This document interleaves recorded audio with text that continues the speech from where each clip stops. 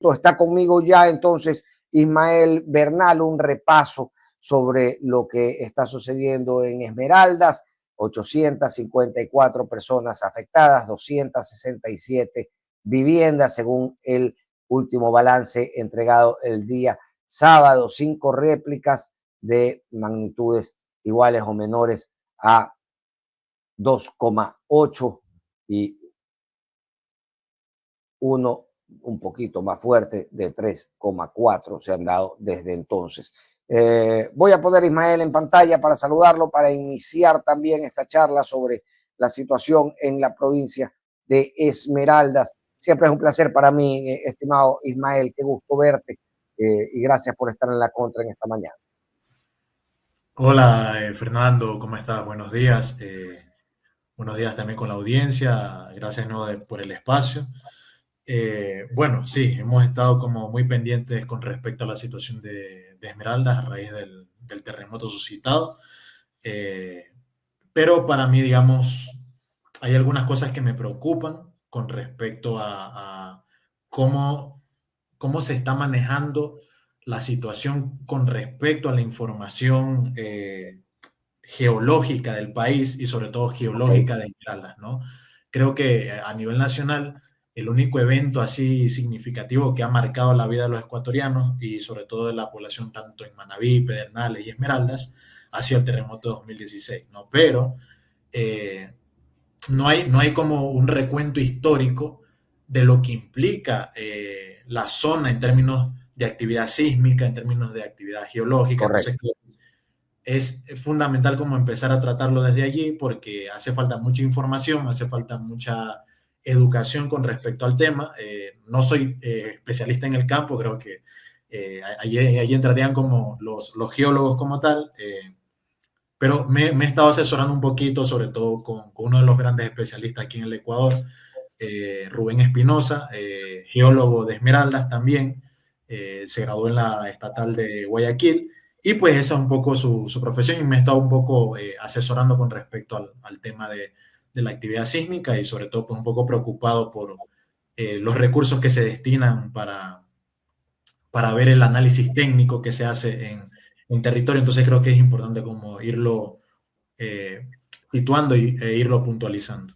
Ir clarificando también, porque si se viene un proceso de reconstrucción de ciertas Claro. saber con conciencia plena sobre qué terreno vas a levantar esa reconstrucción. Y ahí está la tarea pendiente. Ismael, mi pregunta va dirigida básicamente a algo que yo siento que desde la comunidad de las grandes ciudades tal vez hemos visto por redes o por televisión, y la sensación que nos deja, es decir, hemos vivido terremotos mucho más grandes en territorio nacional, mucho más fuertes, quiero decir, en su magnitud e intensidad, que no parecen haber dejado el daño infraestructural tan profundo como se ha visto en este último terremoto, en este último sismo en Esmeraldas. ¿Por qué se estaría dando esto? ¿Tiene que ver con algún tipo de situación geológica, Ismael, o cuáles son los factores diversos tal vez que ocasionan este daño infraestructural tan potente, tan fuerte? Sí, o sea, primero, Fernando, yo creo que es importante como el contexto histórico de los eventos sísmicos en el país, sobre todo en Esmeraldas, como el caso concreto. Hay registros desde el año 1906, que es el registro más alto de un terremoto en el Ecuador, que es de 8.8. Ese terremoto ocurrió entre Tumaco y Esmeraldas, entonces eso provocó grandes afectaciones. Y luego tenemos el evento de 2016, que fue como aunque no fue el epicentro en Esmeraldas, yo cuando estuve allí, como la sensación fue muy, muy fuerte, es decir, como el movimiento telúrico se percibió muy fuerte, y vimos afectaciones muy al sur, y evidentemente eso generó también un evento de licuefacción en el suelo, ¿no? Entonces que provoca una cuestión de inestabilidad en el suelo.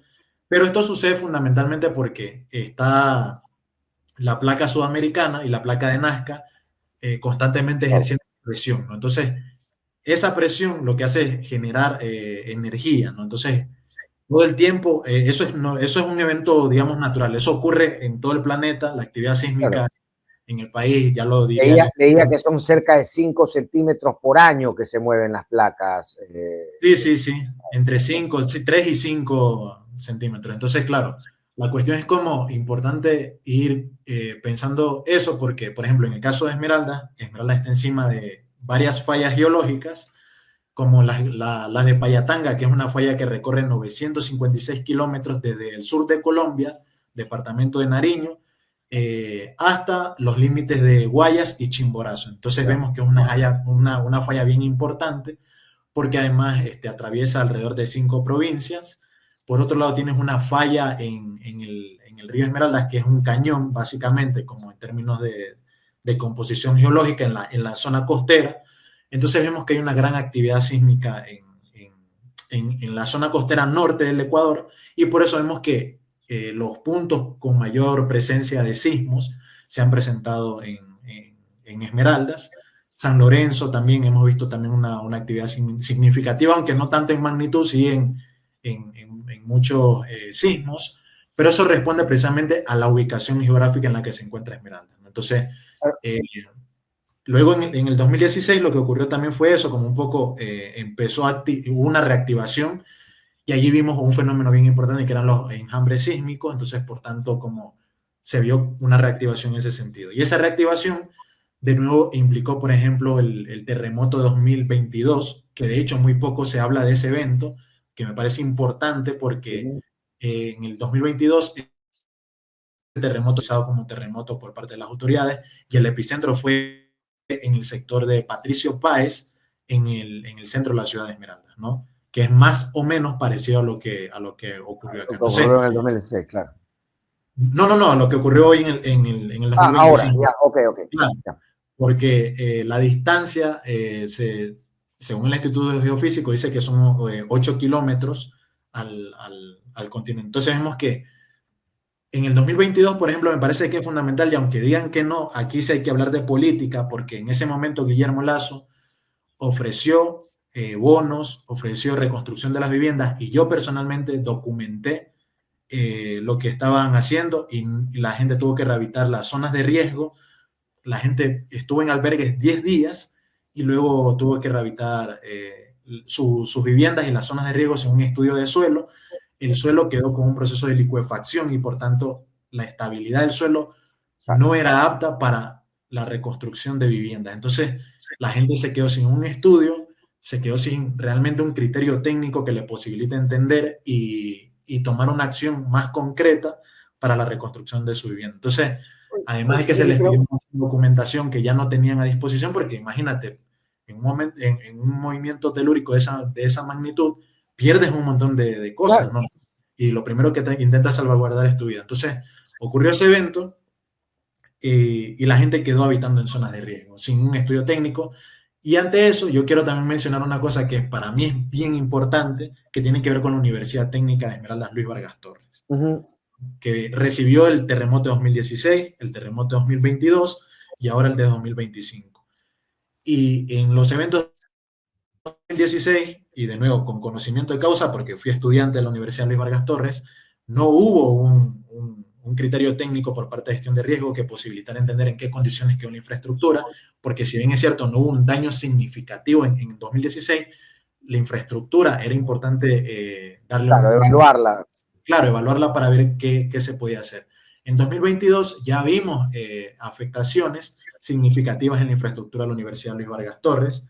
Sin embargo, de nuevo, no se tomaron acciones, y esto le responde precisamente a gestión de riesgo, porque evidentemente es el ente encargado de hacer la evaluación correcta y adecuada, y además la asistencia directa, ¿no? No se hizo, y hoy 2025 vimos que la Universidad Luis Vargas Torres tuvo unas afectaciones muy duras en toda su infraestructura, ¿no? Como pudimos ver tanto por la magnitud y por la profundidad del evento telúrico, que son 30 kilómetros, es decir, una superficie muy, digamos, no muy profunda. Entonces eso posibilita que el movimiento sea mayor y la infraestructura pues ceda, ¿no? Entonces en este sentido lo que estamos viendo es que Las condiciones ¿Cómo? geológicas de Esmeraldas están como en esa situación y la evaluación no ha sido adecuada directamente o prácticamente no la han hecho en los dos eventos anteriores al de 2025. Ahora, más allá de que uno debería poder aspirar a una evaluación responsable de este tipo de cuestiones, cuando tú me dices, ¿sabes qué? Oye, determinada zona o determinada importante ciudad del país se encuentra bajo una zona de riesgo geológico permanente, lo que a uno lo llevaría a pensar, ¿sabes qué? ¿Qué es lo que debe suceder? Es que al menos los COEs de emergencia, al menos Secretaría Nacional de Gestión de Riesgos, estén papelitos, estén listos para actuar en estas zonas de alto riesgo, porque, digamos, para eso existen estas entidades. ¿Cuál ha sido la reacción, al menos de lo previsto, tanto en los COEs provinciales como cantonales, como la gestión de la Secretaría Nacional de Gestión de Riesgos a este punto, ya 5 o 6 días de haber sufrido este terremoto? Yo creo que en ese sentido no sé la gestión del alcalde, ¿no? O sea, no tengo, digamos, seré honesto, no tengo una muy buena relación, pero debo reconocer lo que la alcaldía pues empezó a trabajar con maquinaria para poder remover escombros, que es importante para poder hacer una evaluación más clara, más precisa.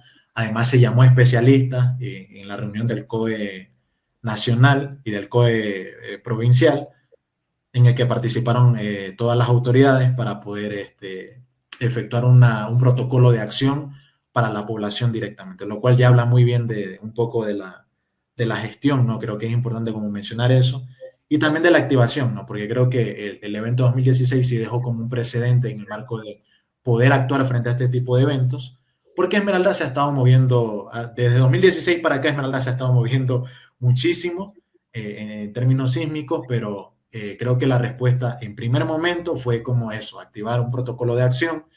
Si bien es cierto, ya 6 días, yo he notado, no sé, en sectores como la 20 de noviembre, La Cucha, Aire Libre, que hasta el momento hay autoridades que no han pisado estos barrios y estos sectores, que aún siguen esperando pues la visita de las autoridades o de quien designe, ¿no? Para poder por lo menos hacer un censo real, un censo que pueda pensarse en el marco de cuáles son las afectaciones, cuáles son las necesidades, pero además cuáles son las acciones concretas. Ahora, por otro lado, a mí me preocupa la mirada la mirada que está teniendo el gobierno central, ¿no? Ya van dos momentos importantes y significativos para Esmeraldas, primero el derrame y luego el terremoto, y sin embargo vemos que el presidente designa, el presidente no va al territorio, no va a la provincia. Entonces creo que es importante como, no solamente por la presencia, sino por precisamente para que pueda establecer una línea de acción permanente. Porque hablan de... Para ir en representación del gobierno, impulsar el trabajo de los ministros que luego ha designado para hacerse cargo, pero su sola presencia pues empuja ese trabajo. Ismael, escuchaba, discúlpame la interrupción, pero Sí, para sí. añadir a lo que estabas conversando, escuchaba el día viernes a Roberta Zambrano hablar en el programa de Carlos Vera y decía, mira, a diferencia de otros eventos, mencionaba por supuesto el del 2016 como un evento importante para hacer una valoración en la historia.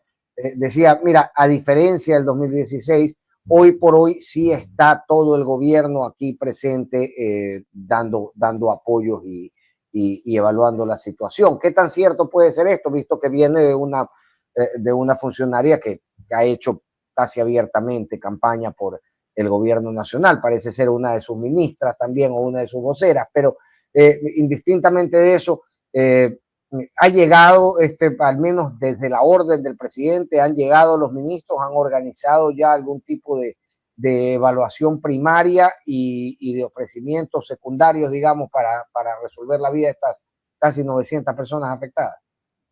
Sí, Fernando, pero por eso te digo, a mí me preocupa la mirada que tiene el gobierno central, porque, de nuevo, lo que han hecho es turismo de catástrofe.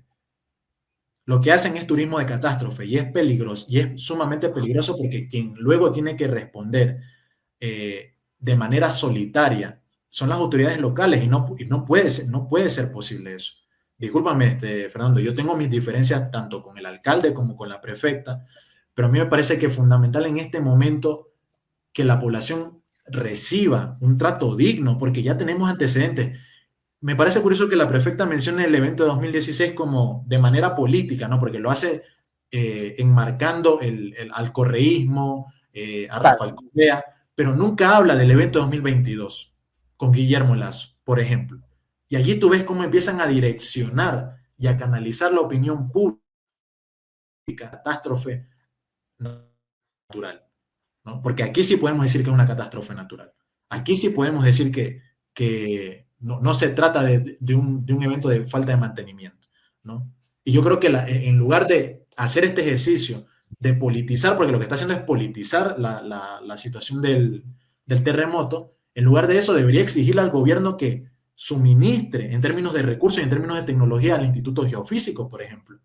Porque no, vi mucha población que se quejó de que el Instituto Geofísico se quedó dormido, pero pensemos qué tanta capacidad de respuesta o cuántos recursos técnicos posee el Instituto Geofísico o gestión de riesgo para poder efectuar una acción inmediata que tenga que ver con proveer de información directa y preliminar que pueda dar fe y constancia de qué es lo que se debe hacer, porque en ese sentido a mí me parece preocupante que vayan los ministros a decir, no, Esmeraldas no está sola, esto no es 2016.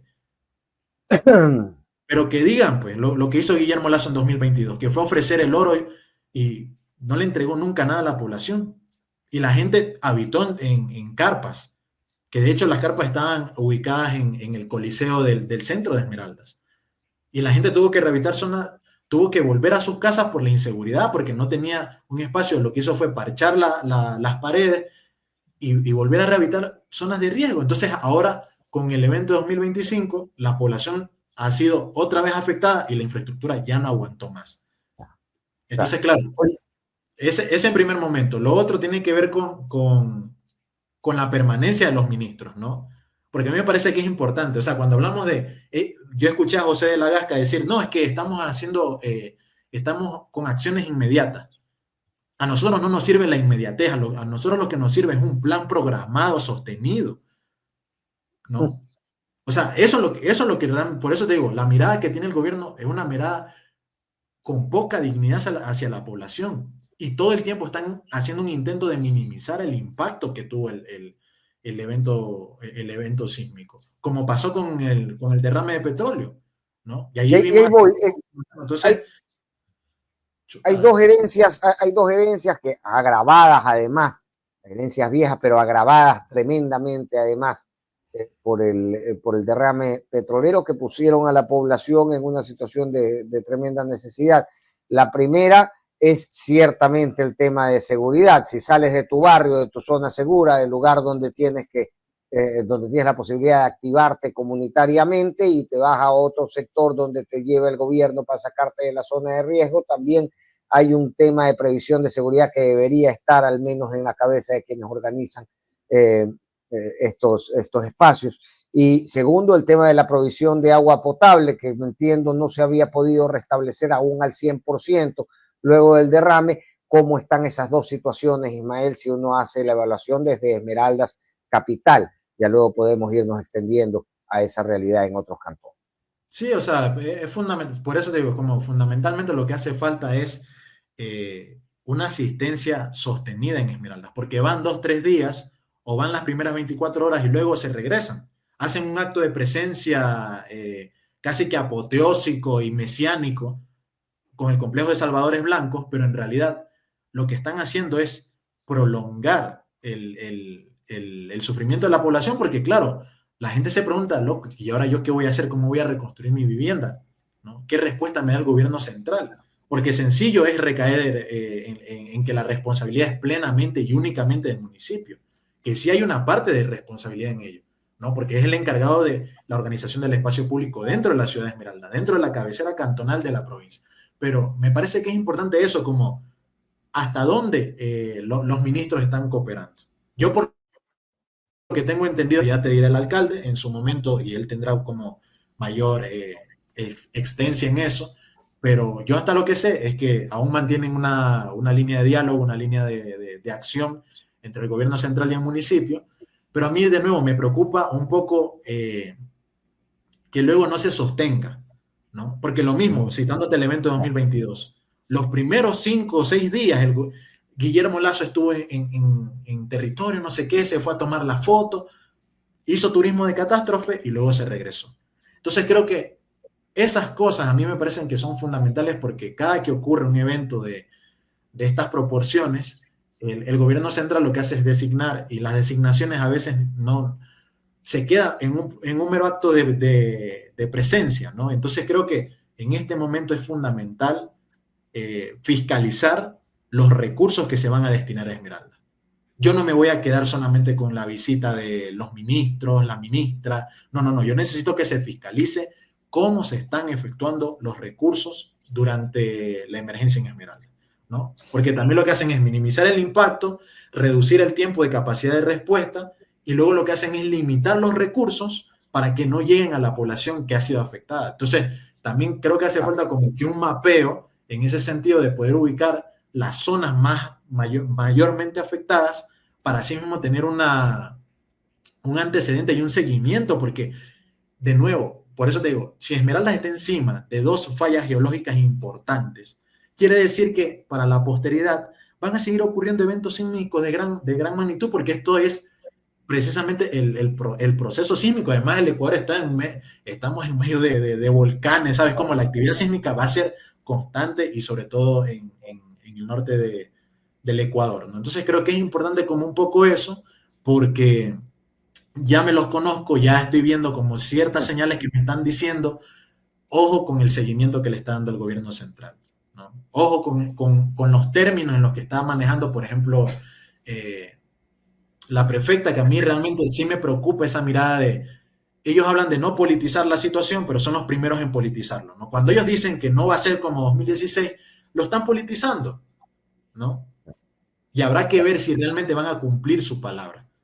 Y es lo que se percibe realmente escuchando hablar a Roberta Zambrano.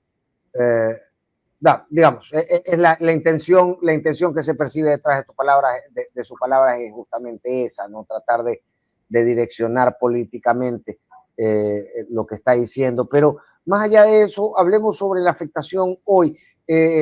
Escuelas, hablabas de la Luis Vargas Torres. ¿Cuántos estudiantes están en este momento imposibilitados de ocupar esos espacios? ¿Cómo se va a ir de alguna manera reanudando la vida de la comunidad y de la ciudad con estos espacios de alguna manera proscritos también de la asistencia ciudadana? Sí, Fernando, ahí también es importante como mencionar esto porque la Universidad Luis Vargas Torres de Esmeraldas es la única para 7 cantones de la provincia. Entonces ya te imaginarás un poco las proporciones de la población universitaria que va a tener que detener sus actividades académicas producto de la evaluación, de la demolición en caso de que sea así, porque tengo entendido que el 75% de la infraestructura de la Universidad Luis Vargas Torres está con serias afectaciones, lo cual implica pues un detenimiento de actividades académicas en el área de educación superior. Claro, no puedes meter a estudiantes ahí a esos edificios que están ya, claro. Entonces sería muy irresponsable, pero hay alrededor de 6.000 a 7.000 estudiantes de la universidad que están ahora mismo pues con sus actividades detenidas. Entonces eso va a ser también significativo para ver qué respuesta va a dar, sobre todo con la universidad, que me parece como bien importante, el Colegio Luis Prado Viteri, que también ha recibido grandes...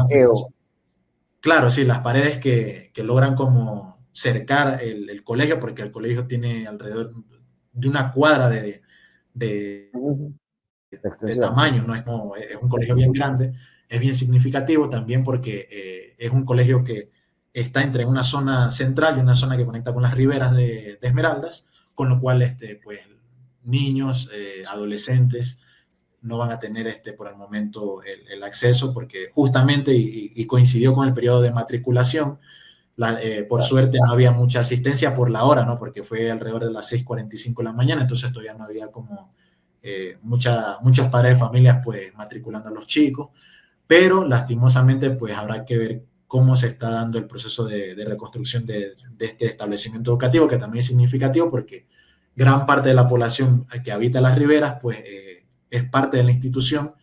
Entonces, por el tema de seguridad sobre todo, porque adentro hay computadoras, hay un montón de equipamientos técnicos, pues entonces habrá que ver tanto qué resguardo se le está dando como cuánto va a durar la reconstrucción tanto del colegio, la unidad educativa Luis Prado Viteri, como de la Universidad Técnica de Esmeraldas Luis Vargas Torres, porque me parece que es significativo en términos de infraestructura, ¿no? Ya está reflejando realmente en qué condiciones también se encuentra la provincia de Esmeraldas con respecto a este tipo de infraestructuras, además de que el epicentro como fue en Esmeraldas, sí me preocupa también un poco la población, como la población afectada, pues que prácticamente tuvo daños en las paredes, por el tema de seguridad, ¿no? Porque lastimosamente con el tema de seguridad, ahí se conectan estas dos situaciones que realmente pues preocupan, y en ese sentido sí habrá que ver qué respuesta va a dar el gobierno central, porque vemos que, no sé, los sicariatos siguen ocurriendo en Esmeraldas, muy poco se dice, los robos también siguen ocurriendo, y sin embargo vemos que constantemente se intenta minimizar el impacto, se intenta decir como no, es que la población en Esmeralda es resiliente y lo puede todo, y sí, no, o sea, hay que pensar. No, lo puede todo, pero no es cuestión de abandonarlos a que puedan a su suerte, pues no, o sea, y justamente ahí voy. De las pendientes del derrame, ¿no es cierto? Teníamos una grave afectación, por ejemplo, en las áreas turísticas, que es una generadora de riqueza importante en la provincia, lo mismo en el área pesquera. ¿Cómo están las fuentes de trabajo y de ingreso en Esmeraldas luego del derrame y agravadas por la situación del terremoto en este momento, querido Ismael? O sea, pero en primer momento, el último reporte que dieron la organización de pescadores daban fe de que la mancha de petróleo alcanzó 35 a 50 millas mar abierto. Entonces, claro, eso ahuyenta gran parte por ejemplo, el dorado, que es un pescado que se consume muchísimo, la albacora. Entonces, vemos que hay también unas afectaciones ahí en ese sentido de cómo ha ahuyentado la pesca. Hay muchos pescadores pues, que se vieron afectados porque en vista de ese ahuyentamiento de la fauna marina, tienen que salir a mayores millas, y eso implica un mayor uso de gasolina, lo Claro. cual se traduce también en un mayor gasto. Entonces a veces no compensa tener que salir tan fuera, incluso exponiendo tu vida, porque pues están los piratas en alta mar. Entonces ahí también se ve una afectación en términos de ingreso económico que no se le ha dado continuidad, no se sabe hasta qué punto va la población que se dedique específicamente a la pesca, va a recibir como un tipo de sustento. Yo tengo entendido que hasta el momento pues ya no se está dando una asistencia en ese sentido a la población pesquera. Los bonos básicamente fueron como para el periodo de campaña. Entonces sí, por eso te digo, me preocupa un poco esa mirada de te doy por este momentito un par de días para que digas que sí ayudé y luego me desaparezco, ¿no? Entonces creo que es importante como eso, como la constancia frente a este tipo de procesos de asistencia, y luego también el seguimiento que se le da a largo plazo, ¿no? Porque sí me parece un poco preocupante eso. No voy a recaer en el discurso de Roberta Zambrano de nuevo, porque me parece que también es un discurso un poco peligroso, traducirlo a una cuestión casi que mística, de decir como, no, es que está salada y hay que hacernos un baño y una limpieza, ¿no? Yo creo que lo que hace falta es exigirle al gobierno central que destine el presupuesto suficiente para que los protocolos de acción por parte de los departamentos, tanto del municipio como de prefectura, puedan hacer un plan emergente, directo y eficaz para atender a la población. Yo creo que en este sentido hay que trabajar de manera interinstitucional, de manera situada, de manera oportuna, y exigirle, o sea, el trabajo debe ser un trabajo de exigencia a la autoridad central para que mantenga el trabajo, para que no se pierda. Y de nuevo, o sea, mientras el presidente estaba en el Vaticano, ¿no? La población esmeralda estaba como preocupada por esta falta de información, de preocupación. Y lo mismo pasó con el derrame. O sea, vimos que el presidente no fue durante la emergencia la primera fase del derrame, y luego lo vimos en campaña cerrando en Esmeralda. Entonces, son esas cosas que realmente a mí me hacen pensar, o bien que están en campaña, o que intencionalmente hacen este tipo de turismo de catástrofe. Porque ahí la vimos a Lavinia Balbonesi de nuevo entregando caridad, como si se tratara plenamente de entregar caridad a la población, ¿no? Y está bien, pero así no se construye política pública. Ayude todo lo que tenga que ayudar, pero de la mano el desarrollo y la construcción de política pública. Yo te mando un gigante abrazo, Ismael. Tengo ya mi siguiente invitado en sala y yo te agradezco siempre, hermano, la apertura que tienes con este medio de comunicación. Siempre es un gusto conversar contigo. Dale, hermano Fernando, un abrazo y un abrazo a la audiencia. Muchas gracias. Un inmenso abrazo. Muchísimas gracias, Ismael Bernal, activista por el desarrollo social en la provincia de Esmeralda.